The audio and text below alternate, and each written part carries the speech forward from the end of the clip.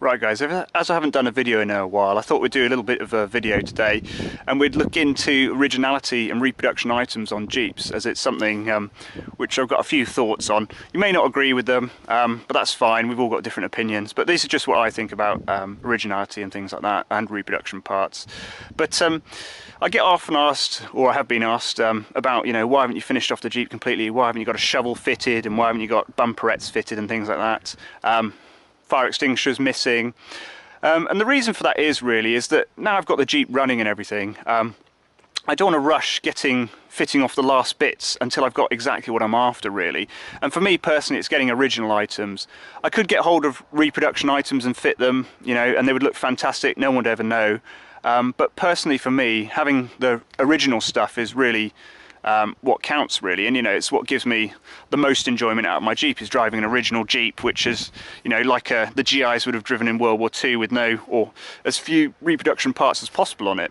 So for example, down here the master cylinder cover, it's got a bit of corrosion in the corner there, you can see a bit of a hole, but I don't mind that. I could have replaced that, but there's really no need to. It's got the original cover on there, it's been there for 70 years, all the driving and everything.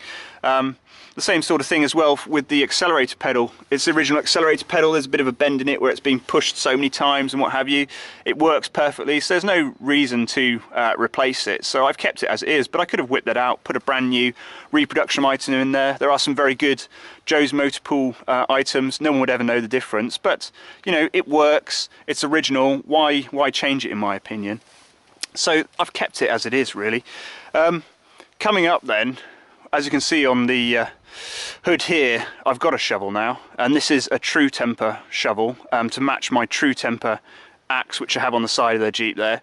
Now in the UK, getting hold of original World War II stuff is not as easy as it is in America, and you guys who get hold of shovels and things like that for $5 will find what I'm probably about to tell you a little bit. It'll make you feel better about the sort of prices you pay. But getting hold of stuff in the UK is not easy. You could get hold of a shovel, you could go to a show and get one for 20 quid or something like that if you were lucky. You could find one on eBay, maybe, if you were lucky, not labelled correctly, for not a huge amount of money. Or you could get hold of one and pay, 80 quid or something like that. But this one here is a True Temper original new old stock one, which I imported from America. And as you can see, it's in its original paint there, which is what I was after really. So this is, for me, this is, as good as it gets really. And it's NOS, it's not mint, but it's, this is what you'd expect for a shovel which has been sitting around for 70 years. It's in its original paint. We can see, the True Temper markings on there. Bit of wear where the guy was selling a couple of them, bit of wear where they've sat in each other for 70 years and what have you, but this was $70 on eBay, which is not bad price for getting hold of a new old stock shovel. But the next thing which comes along is you've got to pay for something like this, large items. Its postage is expensive. I use global shipping program on eBay for this, so this was only $30 to ship. However, eBay then charge you $30 import as well on that, which is incorrect because this is an antique item, and in the UK, if you're importing antique items over a certain age, you don't have to pay full VAT on them. You only pay a reduced level of VAT on them. So I should have only paid 20% VAT on this. Excuse me, I should have only paid 5% VAT on this, but eBay doesn't know that and they charge you the full 20%. What they do with that extra 15%, I don't know. I imagine they just pocket it, but there you go. But I should only pay 5%, but because I paid less for postage using global shipping, it sort of works out better, because shipping that with USPS would be very expensive. But that's my new old stock shovel to go on the side of the Jeep there. Very pleased with that. It's taken a while to get hold of one. It's going to look really nice. There it is. It's going to look really nice next to the axe there, which I redid. I need a shovel bracket as well. I could have bought a reproduction one, but I wanted to wait out for a real one, an original one. But now I've got it, I probably will fit a repro on there until I can find a good original one. So just so I can put the shovel on the Jeep so it's just not sitting around everywhere. So that's why sometimes fitting stuff takes longer, because I'm waiting for the pucker stuff, the good stuff, the original items. They don't come around quite as often really, and you've got to wait for them and pay for them, unfortunately, as well. So I could fit there was some post-war French firemen's shovels on eBay recently, £60. you know, they would look fine, you painted up, it looked great on the side of the Jeep, no one would ever know. However, you know, I paid a little bit more, not a huge amount more, and I've ended up with the original NOS item. So, you know, patience makes good items on your Jeep, really. So there we go. But coming on to reproduction items and original items as well then. So repro items can be fantastic. So for example here, we've got an MV Spares panel light. Now the MV Spares stuff is really, really good. If you found this in a junk shop in a box with a whole load of other bits, with a bit of dirt on it and what have you, you would never know that that wasn't original World War II one if you hadn't got one to compare to, unless you really know these things.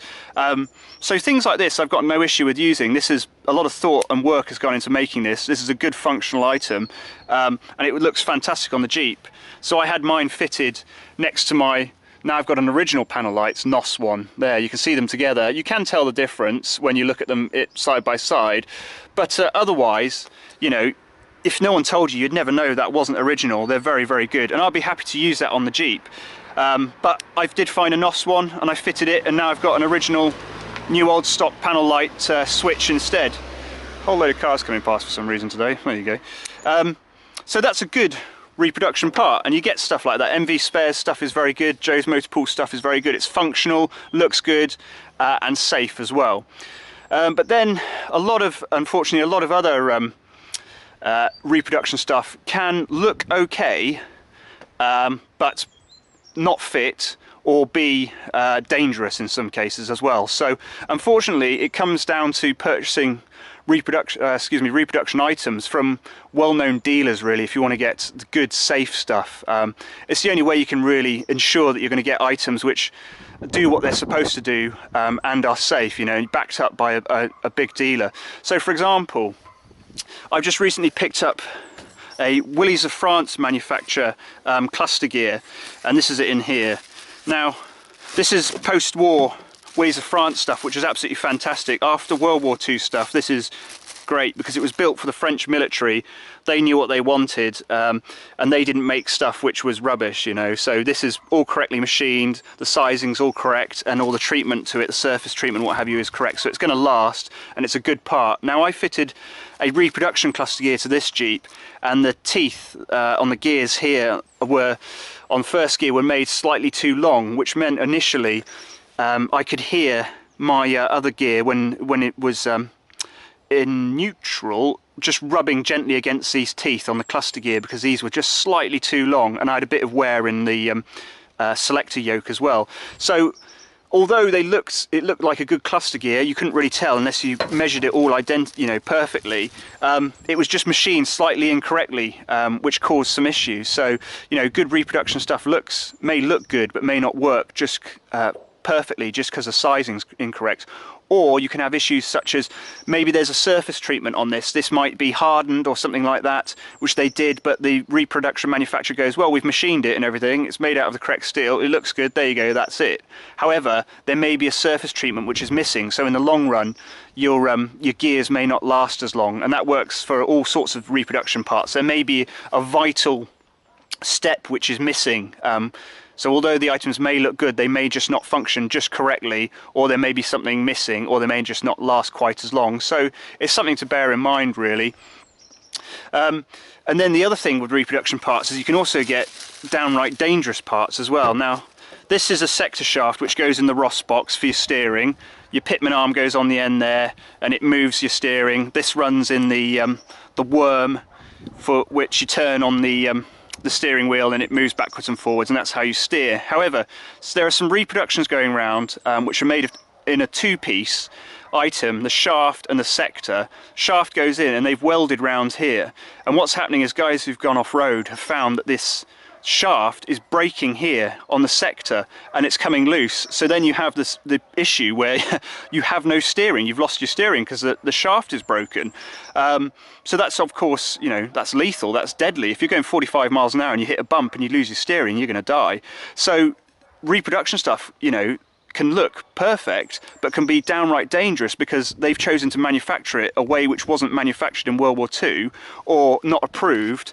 And you know, you can drive it for a couple of 100 miles or whatever, and it may be fine, but you find out later, much to your cost, that it breaks because it wasn't produce correctly and you're going to die. So some reproduction items are very dangerous, and again, the only way you can avoid that is to purchase, or attempt to avoid that, is to purchase from big name dealers, really, because they sell a lot of parts. They see if there are issues with them, they pick them up, and they're also, you know, you're protected as well if you have any sort of issues. So big name dealers are where to buy stuff from, I would suggest.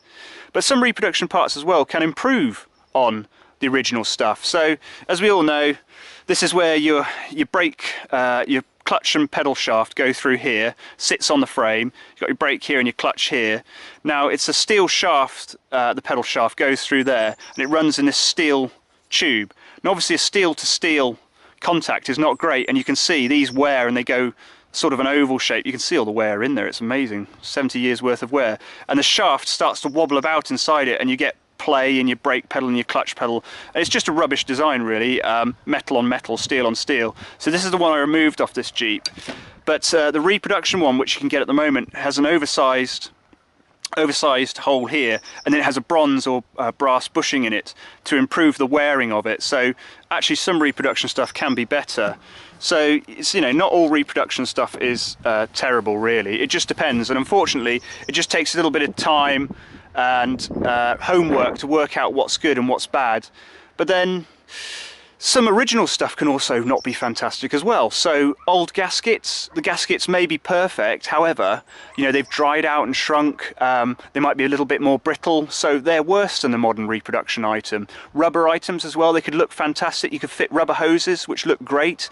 You know, you put a bit of pressure through them though, and the rubber's perished, it's dried out a little bit, and they burst, you know. So original items, which are new old stock, are often sometimes not the best choice, and the modern reproduction items can be better.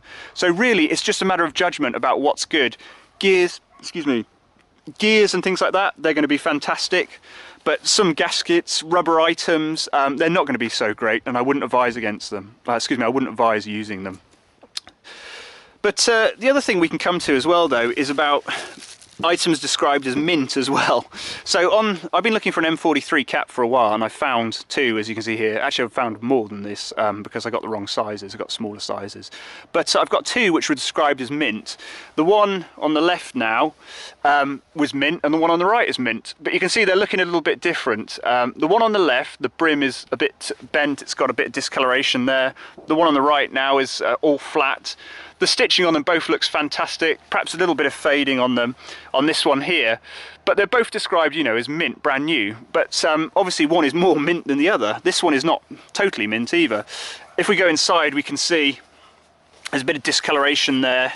You know, that's perfectly white. You can see how straight it all is, whereas they're a bit bent up. And then if we go to the label on the back, we can see it's definitely worn and being washed, whereas the label in this one is, look, perfectly straight, never been washed. So unfortunately, when it comes to buying stuff on eBay and what have you, and not having it in your hand, people may describe this as mint, and perhaps if you didn't compare it to another item which really was mint, you'd say, yeah, that's fantastic, it is mint.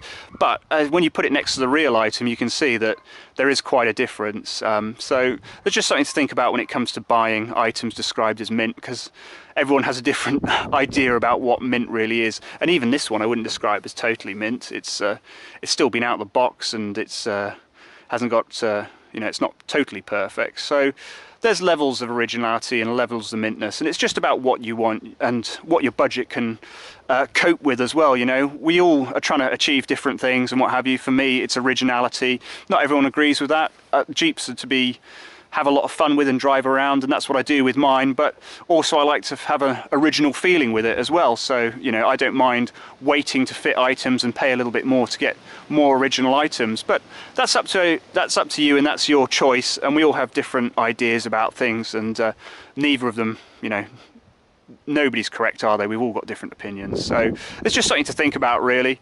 But yeah, that's it for today, guys. We'll look at some more stuff later. I've got we're going to do the 1,000-mile check on the Jeep, rebuild the transmission at some point. We'll go into that, and there's some other bits and bobs which I'm going to be doing, so keep an eye on the channel. I'll keep on uploading videos.